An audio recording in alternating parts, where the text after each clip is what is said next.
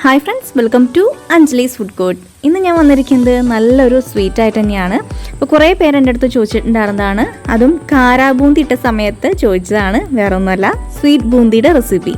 അപ്പോൾ ഇന്ന് നല്ല എളുപ്പത്തിൽ തന്നെ ഉണ്ടാക്കാൻ പറ്റിയൊരു സ്വീറ്റായ സ്വീറ്റ് ബൂന്തിയാണ് കാണിക്കാൻ പോകുന്നത്. എങ്ങനെയാണെന്ന് നോക്കാം.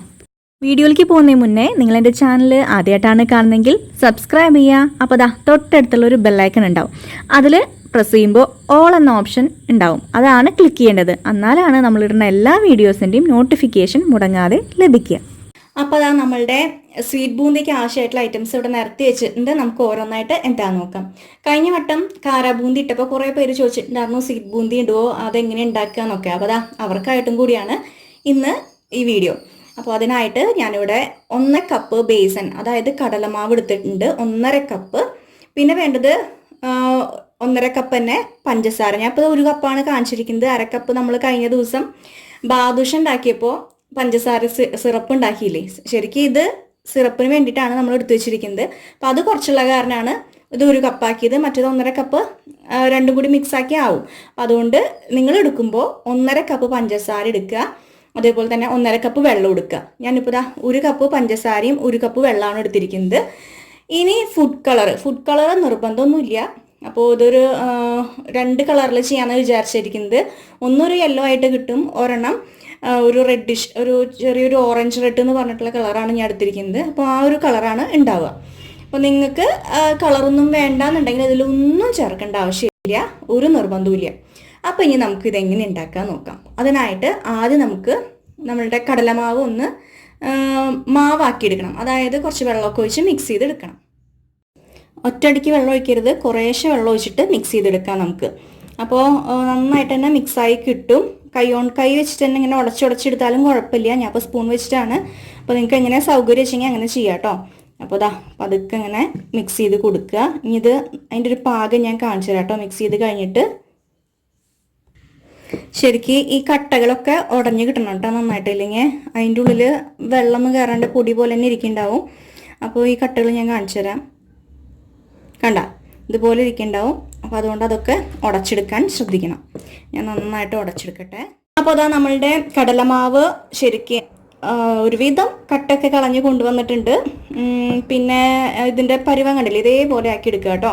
ഇങ്ങനെ ഒഴിക്കുമ്പോൾ ഇങ്ങനെ വരണം. എന്നിട്ട് കുറച്ച് തിക്കായിട്ടാണെങ്കിൽ അത് ഉണ്ടാക്കുമ്പോൾ അത്ര സുഖം ഉണ്ടാവില്ല. ഇനി നമുക്ക് പഞ്ചസാര പാനി ഉണ്ടാക്കാം. അതിന് ശേഷം ബാക്കിയുള്ള കാര്യങ്ങൾ ചെയ്യാം.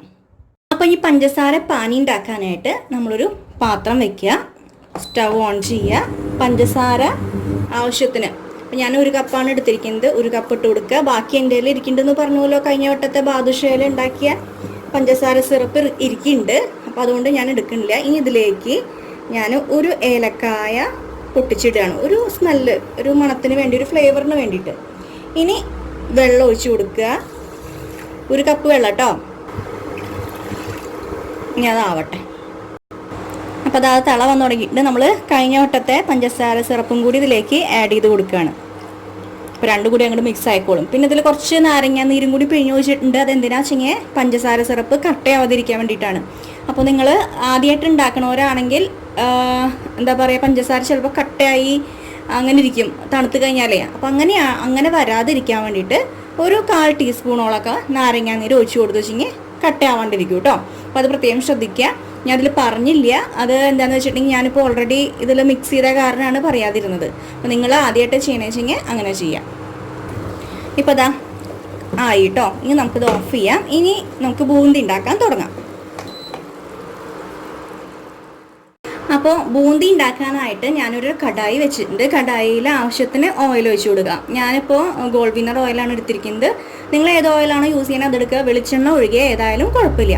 അപ്പോൾ ഇതാ ഇതൊന്ന് ചൂടാവട്ടെ കേട്ടോ. അതിന് ശേഷം നമുക്ക് ഇതിലേക്കാണ് ഡയറക്റ്റ് ബൂന്തിയുടെ മാവ് ഒഴിച്ച് കൊടുക്കേണ്ടത്. അപ്പോൾ അതെങ്ങനെയാണെന്ന് വെച്ചിട്ടുണ്ടെങ്കിൽ ഒരു കണ്ണാപ്പ, അപ്പോൾ കണ്ണാപ്പ അല്ലെങ്കിൽ ഇതുപോലെ ഹോളിൽ എന്തെങ്കിലും ഒരു പാത്രം എടുക്കുക. എന്നിട്ട് അതിലേക്ക് നമ്മൾ ഒഴിച്ച് കൊടുക്കുകയാണ് ചെയ്യുന്നത് മാവ്. അപ്പോൾ ഇതിൽ മാവ് ഒഴിക്കും, എന്നിട്ട് ഇങ്ങനെ ആക്കി കൊടുക്കുക. അപ്പോൾ ഇതിലേക്ക് ഇങ്ങനെ കുഞ്ഞു കുഞ്ഞു മണികളായിട്ട് വീഴും. അതാണ് സംഭവം. ഒഴിക്കാറായി. അപ്പോൾ ഞാനിങ്ങനെ ഒരു കണ്ണാപ്പ് വെച്ചു. അതിലേക്ക് ഒരു തവി ഇത് മാവ് കണ്ടോ, ഇങ്ങനെ ആക്കി കൊടുത്താൽ മതി. സംഭവം റെഡി. തീ കുറച്ച് വെക്കുക. അപ്പോൾ അതാ കണ്ടില്ലേ, ഞാൻ ആദ്യം കുറച്ചാണ് ഇട്ടിട്ടുള്ളൂ.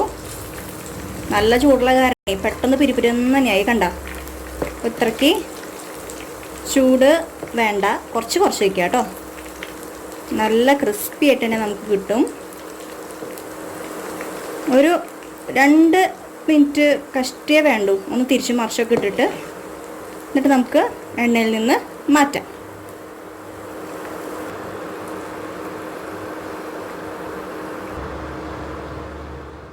അപ്പോൾ അതാ സെക്കൻഡ് ബാച്ച് ആയി തുടങ്ങി. നമുക്ക് വറുത്ത് കോരാം.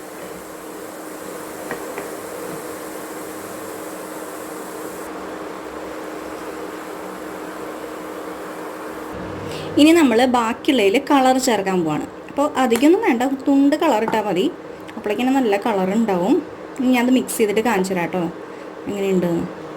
നന്നായിട്ട് തന്നെ മിക്സ് ചെയ്ത് കൊടുക്കുക.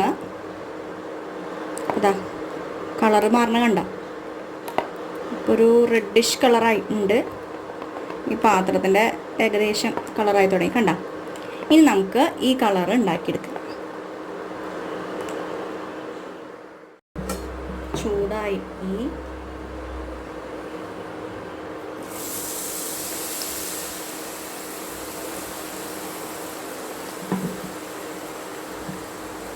ശ്രദ്ധിച്ചു വെച്ച് കൊടുക്കുക.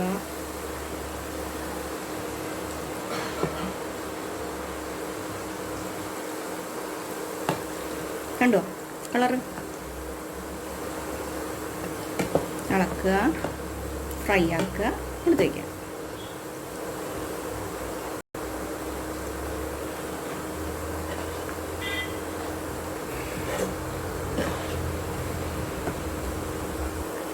വറുത്ത് കോരാറായി.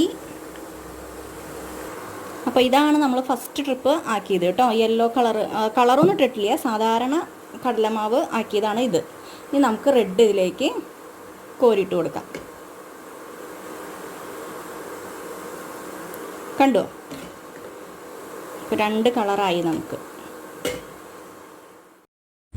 ഈ പറഞ്ഞ അളവിലുണ്ടല്ലോ ഒരു 6 ട്രിപ്പ് നമുക്ക് ബൂന്തി ഉണ്ടാക്കിയെടുക്കാൻ പറ്റും കേട്ടോ. ഇതിപ്പോൾ റെഡ് കളറിൻ്റെയാണ്. നമ്മൾ ഓൾറെഡി കളറില്ലാത്തത് 3 ട്രിപ്പ് കഴിഞ്ഞു. ഇത് സെക്കൻഡ് ട്രിപ്പ് റെഡിൻ്റെയാണ്. ഇനി ഒരു ട്രിപ്പും കൂടി ഉണ്ടാക്കാൻ ബാക്കിയുണ്ട്.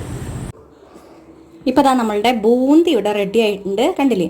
ഇനി നമുക്ക് ഇതിനെ സ്വീറ്റ് ബൂന്തി ആക്കി എടുക്കണം. അപ്പോൾ അതിനായിട്ട് നമ്മൾ ഉണ്ടാക്കി വെച്ച പഞ്ചസാര സിറപ്പിലേക്ക് ഒരു 2 മിനിറ്റ് ഇട്ട് വയ്ക്കുക.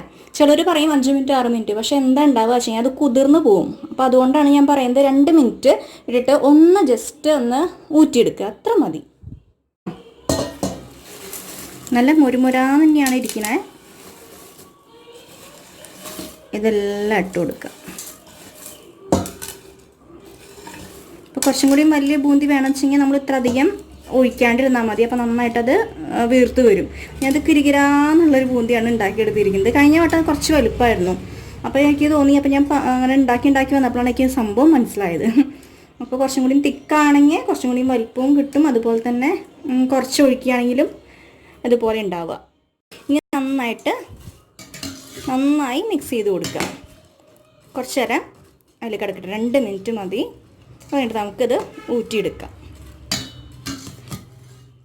അപ്പോൾ അതാ ഒരു വിധമൊക്കെ കിടന്ന് നമ്മളുടെ പഞ്ചസാര പാനിയൊക്കെ അതിലേക്ക് വലിഞ്ഞിട്ടുണ്ട്.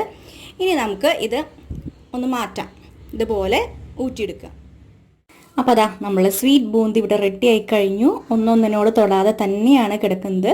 അപ്പോൾ എല്ലാവരും ട്രൈ ചെയ്ത് നോക്കുക, എന്നിട്ട് അഭിപ്രായങ്ങൾ അറിയിക്കുക. പെട്ടെന്ന് തന്നെ നമുക്ക് ഉണ്ടാക്കിയെടുക്കാൻ പറ്റിയൊരു റെസിപ്പി അല്ലേ. അപ്പോൾ അതാ നമ്മളുടെ സ്വീറ്റ് ബൂന്തി ഇവിടെ റെഡി ആയിട്ടുണ്ട്. കണ്ടില്ലേ എത്ര പെട്ടെന്ന് ഉണ്ടാക്കിയെടുക്കാൻ പറ്റണേ അല്ലേ. കണ്ടോ, ഒന്നൊന്നിനോട് തൊടാതെ തന്നെ കിടക്കുന്നുണ്ട്.